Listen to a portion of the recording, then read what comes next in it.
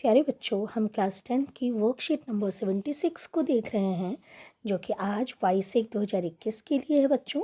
और आप जानते हो कि हम रिवीजन वर्कशीट्स कर रहे हैं अब। और आज हम चैप्टर 2 अम्ल क्षारक तथा लवण की रिवीजन वर्कशीट करेंगे बच्चों। तो यहाँ क्या दिया हुआ है? अम्ल और यहाँ क्षारक। हम अम्ल और क्षारक की कुछ रासायनिक अभिक्रियाओं को आज की वर्कशीट में देखेंगे। तो सबसे पहले हम जानते हैं, और हमने फर्स्ट चैप्टर में भी इसको देखा हुआ है, कि धातु जब भी अम्ल के साथ अभिक्रिया करता है क्या बनाता है?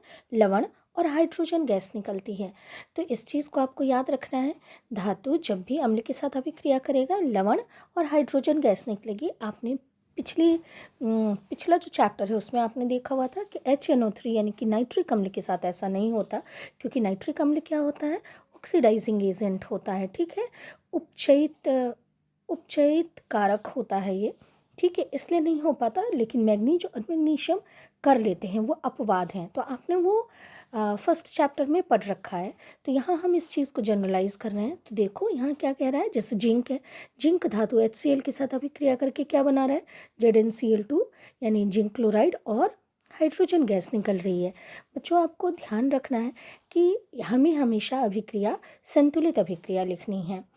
अब उसके बाद दूसरा हम देखते हैं कि अम्ल जब भी धातु कार्बोनेट या धातु बाइकार्बोनेट के साथ अभिक्रिया करता है तो बनता है लवण, CO2 और जल। याद रखेंगे, इस चीज़ को हमेशा याद रखेंगे।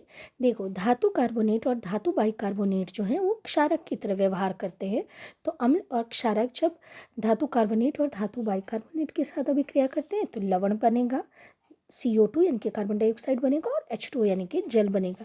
एक एग्जाम्पल ले लेते हैं कि Na2CO3 यानी कि ये क्या है? Sodium carbonate. सोडियम कार्बोनेट जब हाइड्रोक्लोरिक अम्ल के साथ अभिक्रिया कर रहा है तो लवण क्या बन रहा है? NaCl, कार्बन डाइऑक्साइड निकल रही है और हाइड्रोजन वाटर निकल रहा है। उसके बाद हम दूसरा देखते हैं। अच्छा, Na2CO3 हो गया, यहाँ है NaHCO3 यानी कि ये क्या हो गया? हमारा खाने वाला सोडा। इसके साथ अगर हम HCl की अभिक्रिया देखते हैं तो सेम हमारा जो उत्पाद है, सेम उत्पाद निकलता है क्या? NaCl यानी कि सोडियम क्लोराइड, CO2 और H2O रिलीज हो रहा है, निकल रहा है। उसके बाद बच्चों हम थर्ड देखते हैं, जिसको कि हम उदासीनीकरण की अभिक्रिया भी कहते हैं। तो अम्ल और क्षारक जब आपस में अभिक्रिया करते हैं तो क्या बनता है? लवण और जल बनते हैं। एक एग्जाम्पल ले लेते हैं, जो सबसे मोस्ट कॉमन एग्जाम्पल है। HCl जब NaOH के साथ अभिक्रिया करता है तो क्या बनता है? NaCl प्लस H2O, ठीक है। अब उसके बाद फोर्थ हम देखते हैं कि अम्ल जब धातु ऑक्साइड के साथ अभिक्रिया करता है तो क्या बनता है? लवण और जल बनता है। इसमें आपको ध्यान रखना है कि हमने फर्स्ट वाले चैप्टर में पढ़ा हुआ है कि धातु के जो ऑक्साइड होते हैं उनकी प्रकृति कैसी होती है? क्षारीय प्रकृति होती है। यानी अम्ल और क्षारक, यहाँ पर भी एक तरीके से देखो उदासीनीकरण जैसा हो रहा है। उदासीनीकरण की भी क्रिया ही हो रही है कि अम्ल और क्षारक यानी कि धातु ऑक्साइड जो कि क्षारक की तरह व्यवहार कर रहे हैं, वो जब आपस में अभिक्रिया करते हैं तो क्या बनता है? लवण और जल बनते हैं, बिल्कुल इस उदासीनीकरण की अभिक्रिया की तरह। एग्जाम्पल है हमारे दिया हुआ है कि जब भी हाइड्रोक्लोरिक अम्ल CaO कैल्शियम ऑक्साइड, जिसको आप जानते हैं बिना बुझा हुआ चूना भी कहते हैं, वो दोनों आपस में अभिक्रिया करते हैं तो क्या बनता है? CaCl2 इन कैल्शियम क्लोराइड और वाटर निकलती है, H2O रिलीज होती है, निकलती है, ठीक है बच्चों। यहाँ क्षारक का भी हम देख लेते हैं। क्षारक जब धातु के साथ अभिक्रिया करता है तो लवण और हाइड्रोजन गैस निकलती है, बिल्कुल अम्ल की ही तरह। अब एक एग्जाम्पल देख लेते हैं, लेकिन सारे धातु नहीं करते। हमने Zn का देखा हुआ है, एल्यूमिनियम का भी। यहाँ देखो, NaOH यानी कि सोडियम हाइड्रोक्साइड जब जिंक धातु के साथ अभिक्रिया करता है तो बनाता है Na2ZnO2, जिसको कि सोडियम जिंकेट कहते हैं, और हाइड्रोजन गैस निकलती है यहाँ पर। और एल्यूमिनियम भी कर पाता है, और उस समय जो उत्पाद है वो निकलता है सोडियम एल्यूमिनेट। तो याद रखेंगे इस चीज़ को, सारे धातु नहीं करते। उसके बाद यह है कि क्षारक जब धातु कार्बोनेट या धातु बाइकार्बोनेट के साथ अभिक्रिया करता है तो कोई अभिक्रिया नहीं होती, यानी कि हम दोनों को अगर मिलाएंगे तो हम देखेंगे कि कोई भी अभिक्रिया नहीं होगी। थर्ड हम देखते हैं, जो कि उदासीनीकरण की ही अभिक्रिया है। जैसे अभी हमने देखा था कि अम्ल और क्षारक आपस में अभिक्रिया करते हैं तो लवण और जल बनता है। सिमिलरली यहाँ पर भी वही है कि क्षारक और अम्ल को हमने मिलाया है तो उत्पाद हमारा लवण और जल बना है। और सेम एग्जाम्पल है, और भी एग्जाम्पल हो सकते हैं जो आगे आने वाली वर्कशीट्स में भी हम देखेंगे। NaOH HCl के साथ अभिक्रिया करके क्या बना रहा है, NaCl और H2O बना रहा है। उसके बाद हम देखते हैं फोर्थ वन, देखते हैं कि क्षारक जब अधात्विक ऑक्साइड जैसे कि CO2 है, ये अधात्विक ऑक्साइड है, तो हम जानते हैं अधात्विक ऑक्साइड क्या होते हैं, अधातु के जो ऑक्साइड होते हैं उनका नेचर, उनकी प्रकृति होती है अम्लीय। तो यहाँ क्षारक और अम्ल आपस में अभिक्रिया करेंगे तो लवण और जल बनेगा। ये क्या हो गया, ये भी उदासीनीकरण की अभिक्रिया हो गई। एग्जाम्पल देखते हैं, CO2 जब स्लैक्ट लाइम यानी कि CaOH होल को इसके साथ अभिक्रिया करता है तो बनता है क्या, CaCO3 कैल्शियम कार्बोनेट और जल निकलता है बच्चों। उसके बाद चलो आगे वर्कशीट हम देखते हैं क्या दिया हुआ है। आप पहले से भी जानते हैं बच्चों कि हाइड्रोजन गैस की उपस्थिति को दर्शाने के लिए जब एक जलती हुई मोमबत्ती गैस के पास लाई जाती है, हाइड्रोजन गैस जो गैस निकल रही है उस गैस के पास लाई जाती है तो क्या होता है, पॉप की ध्वनि सुनाई देती है, पॉप की ध्वनि उत्पन्न होती है। ये स्टैंडर्ड टेस्ट है हाइड्रोजन गैस निकल रही है या नहीं इसको जानने का। उसके CO2 गैस निकल रही है, इसकी जांच करने के लिए क्या होता है, जो गैस निकल रही है, जो उत्पादित गैस है, जो गैस निकल रही है उस गैस को हम क्या करते हैं, चूने पानी से प्रवाहित करते हैं और चूने पानी का रंग कैसा हो जाता है, दूधिया हो जाता है।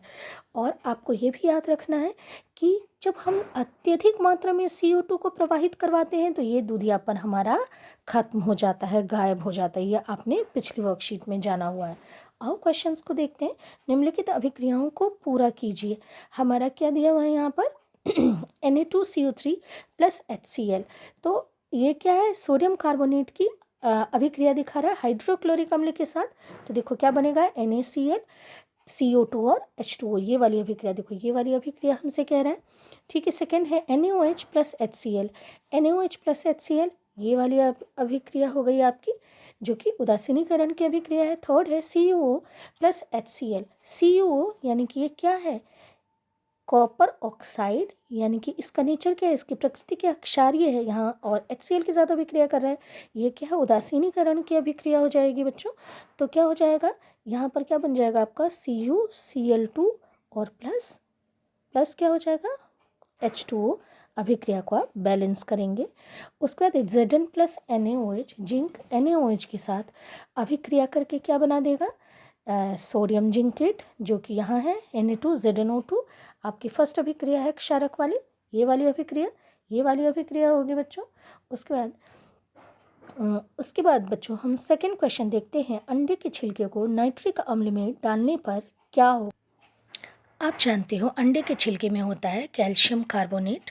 तो हम देखेंगे क्या, कैल्शियम कार्बोनेट की अभिक्रिया देखेंगे नाइट्रिक अम्ल के साथ। तो यहाँ पर क्या होगा बच्चों, कैल्शियम कार्बोनेट CaCO3, इसकी अभिक्रिया देख रहे हैं नाइट्रिक अम्ल HNO3 के साथ। तो हमारा क्या बन जाएगा, कैल्शियम नाइट्रेट बन जाएगा और प्लस H2O और CO2 निकलेगा, रिलीज़ होगा उत्पाद के रूप में। तो आपको बच्चे अगर ये अभिक्रिया बैलेंस नहीं है, आप बैलेंस करेंगे इस अभिक्रिया को। ठीक है, और आप जानते हैं कि जब भी एक अम्ल क्षारक के साथ अभिक्रिया कर रहा था, ये देखो कार्बोनेट, ये धातु के कार्बोनेट या बाइकार्बोनेट के साथ, तो क्या बन रहा था, लवण CO2 और H2O निकल रहा था। तो यही हुआ, ये लवण बना है, CO2 निकली है और H2O निकला है, वाटर निकली है। ठीक है, आपका थर्ड क्वेश्चन कह रहा है HCl अम्ल व धातु की अभिक्रिया के दौरान निकलने वाले हाइड्रोजन गैस का परीक्षण किस प्रकार कर सकते हैं। तो बच्चों यहाँ से आप यहाँ तक लिखोगे, आप जानते भी हैं और यहाँ दिया भी हुआ है। फोर्थ क्वेश्चन देखते हैं, सोडियम कार्बोनेट में तनु HCl डालने पर आप तुरंत क्या देखते हैं।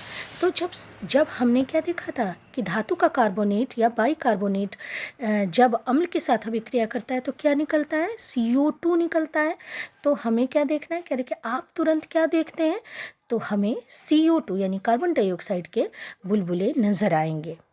उसके बाद फिफ्थ क्वेश्चन है, तनु हाइड्रोक्लोरिक अम्ल में दानेदार जिंक डालने पर आप क्या परीक्षण करते हैं। तो बच्चों ये आप बहुत पहले से पढ़ते हुए आ रहे हैं कि Zn जब HCl के साथ अभिक्रिया करते हैं, तनु HCl डाइल्यूट लिखेंगे, तनु HCl के साथ अभिक्रिया करते हैं तो क्या बन जाता है, ZnCl2 और प्लस H2 गैस निकलती है, ठीक है। ये आप बैलेंस करेंगे, बैलेंस्ड नहीं है। 6 क्वेश्चन है, दही और खट्टे पदार्थों को तांबे के बर्तनों में क्यों नहीं रखना चाहिए? क्योंकि तांबे का बर्तन क्या है, धातु है, और अगर खट्टे पदार्थ हैं तो उसमें क्या है, अम्ल है। तो हम क्या लिखेंगे, दही या खट्टे पदार्थों में अम्ल उपस्थित होता है, जो कि तांबे के साथ अभिक्रिया करके लवण बना लेगा, जो कि हमारे भोजन को दूषित कर देंगे। तो इसीलिए हमें क्या करना चाहिए, तांबे के बर्तनों में दही या खट्टे पदार्थों को नहीं रखना चाहिए। उसके बाद बच्चों हम देखते हैं 7th क्वेश्चन हमारा कह रहा है, चूने के पानी में अत्यधिक मात्रा में CO2 प्रवाहित करने पर पहले पानी दूध या सफ़ेद हो जाता है, फिर रंगहीन हो जाता है, कारण बताइए।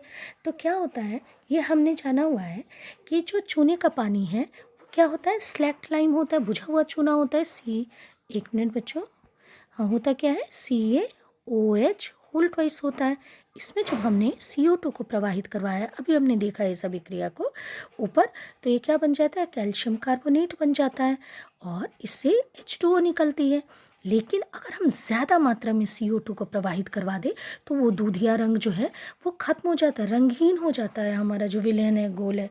कह रहा है क्यों, क्योंकि जब हम अत्यधिक मात्रा में CO2 को प्रवाहित करवाते हैं तो हमारा क्या हो जाता है, बन जाता है कैल्शियम हाइड्रोजन कार्बोनेट। अब CaCO3 नहीं बना है, CaCO3 यानी कैल्शियम कार्बोनेट के कारण इसका रंग दुधिया हुआ था, लेकिन अब बन गया है कैल्शियम हाइड्रोजन कार्बोनेट।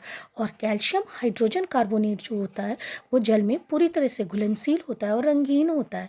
इसकी अभिक्रिया आप ऐसे लिखेंगे कि ये क्या हो जाता है, CaCO3 जो है हमारा, इसमें जल भी है, विलेन था ये, और CO2 एक्सेस हमने पास करवा दिया, तो हमारा क्या बन जाएगा, कैल्शियम हाइड्रोजन का HCO3 है, कैल्शियम हाइड्रोजन कार्बोनेट बन जाएगा। और ये जो है वो क्या है, जल में अच्छे से घुलनशील है, रंगहीन होता है। इसीलिए ये जो है वो क्या हो जाएगा, हमारा जो विलेन है वो कैसा हो जाएगा, रंगहीन हो जाएगा। बच्चों ये क्वेश्चन बहुत इंपॉर्टेंट है, याद रखेंगे इस क्वेश्चन को।